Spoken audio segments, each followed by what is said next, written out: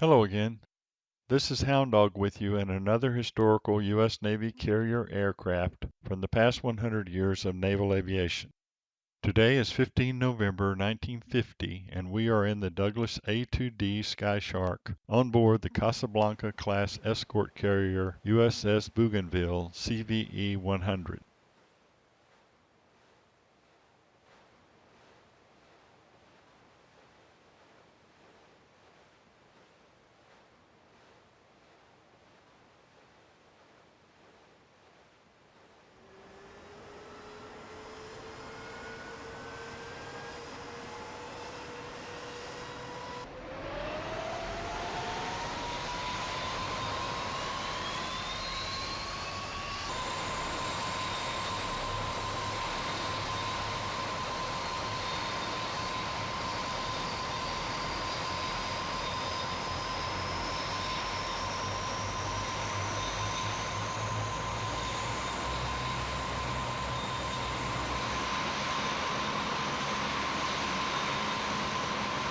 Radio check, 123, 321, radio check. The war in Europe ended May 1945, but the war in the Pacific was still raging on, with the looming invasion of Japan on everyone's mind, including the people at the U.S. Navy Bureau of Aeronautics, who were responsible for the production of new carrier aircraft to meet the wartime demand. The rapid expansion in new technology and the recent development of turbojet-powered aircraft had caused an internal division between the pro-jet aircraft versus pro-propeller aircraft people. The more modern Midway-class aircraft carriers had yet to enter service, and the U.S. had already invested in over 100 escort carriers known as jeep carriers. The escort carriers were too small to safely accommodate the new heavier and faster jet aircraft.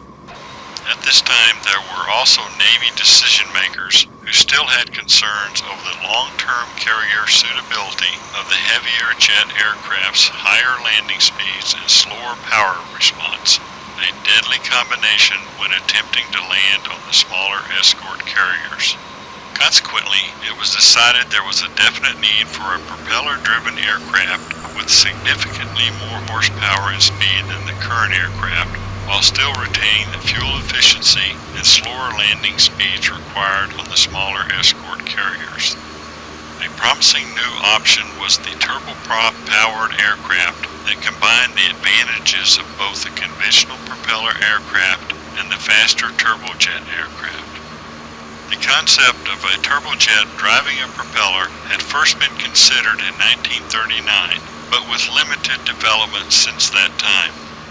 On 25 June 1945, the Bureau of Aeronautics asked Douglas Aircraft to submit proposals for a turbine-powered, propeller-driven aircraft. 3 proposals were put forth in the next year and a half. They first used 2 General Electric T-31 engines in wing nacelles. The second used the same T-31 engine with counter-rotating propellers, and the third used the Westinghouse 25D engine. Unfortunately, all turbojet engine development was lagging the increasing demand, and the proposals were canceled due to engine production difficulties. By now, the war in the Pacific was over, resulting in the reduction and cancellation of many weapons programs that had been urgent only a short year past. The larger Midway-class carriers were entering service, and the Navy's primary focus had shifted to the new Cold War and the need for bigger and better jet-powered aircraft. However, there were some in the Navy who still believed that the turboprop aircraft was essential to future carrier operations, and on 11 June 1947, Douglas received the Navy's letter of intent for 2 prototype carrier-based turboprop aircraft capable of operating from Casablanca-class escort carriers. Douglas picked up where they had left off in 1945 and proceeded with the design of the new XA2D-1 Skyshark. The plan was to strengthen and modify the highly successful AD-1 Skyraider with the 5100 shaft horsepower Allison XT40 turboprop engine. The engine was a new concept with two Allison T-38 turbojet engines directly linked to a common gearbox driving two contra-rotating propellers.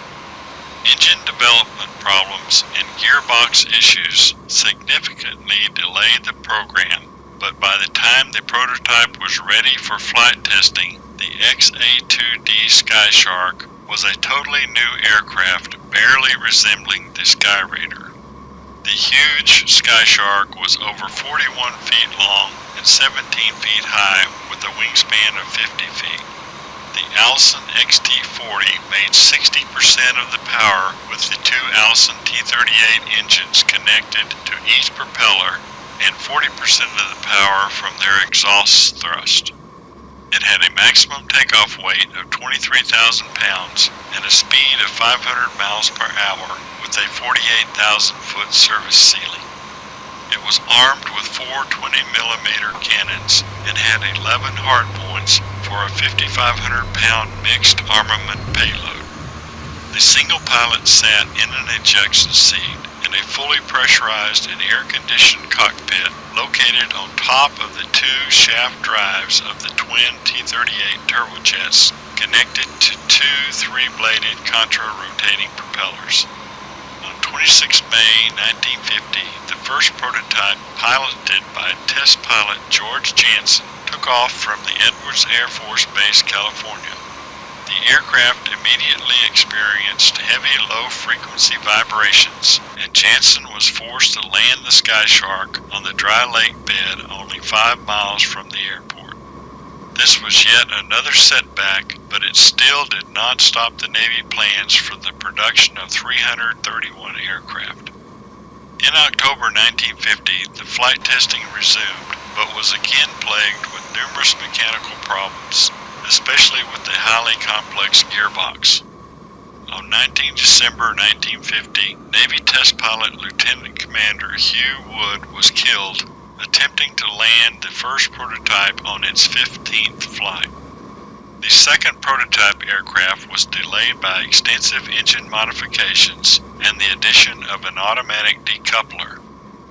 By the time the second Skyshark was ready to fly on 3 April 1952, 16 additional months had passed, and with the increased focus on the new jet aircraft, the A2D Skyshark program was essentially dead. Allison failed to deliver a production engine until 1953, and while testing the second prototype with that engine, test pilot C.G. Doc Livingston pulled out of a dive and was surprised by a loud noise and sudden pitch up. His windscreen was covered with oil, and the chase pilot advised Livingston that the Skyshark's propellers were gone. The gearbox had failed, but Livingston successfully landed the airplane. On 5 April 1954, test pilot George Jansen suffered significant injuries when he was forced to bail out of a Skyshark. By the summer of 1954, the new lightweight and faster jet-powered A4D Skyhawk was ready to fly, and all escort carriers were being mothballed. Time had finally run out for the troubled A2D program, due largely to the failure of the Allison T-40 program to produce a reliable engine. 12 Skysharks were built, but never entered operational service. Most were scrapped or destroyed in accidents, and only one has survived. It is easy to think of the Douglas A2D Skyshark as a failed program, but it is clear that the lessons learned during the 8-year development had a major impact on the future of turboprop aircraft.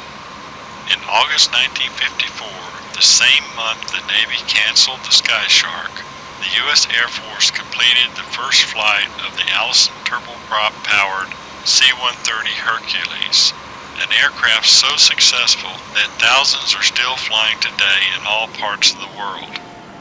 The Allison turboprop would also go on to power current operational aircraft including the E-2C Hawkeye, the P-3 Orion Maritime Patrol Aircraft, and the C-2A Greyhound carrier cargo aircraft.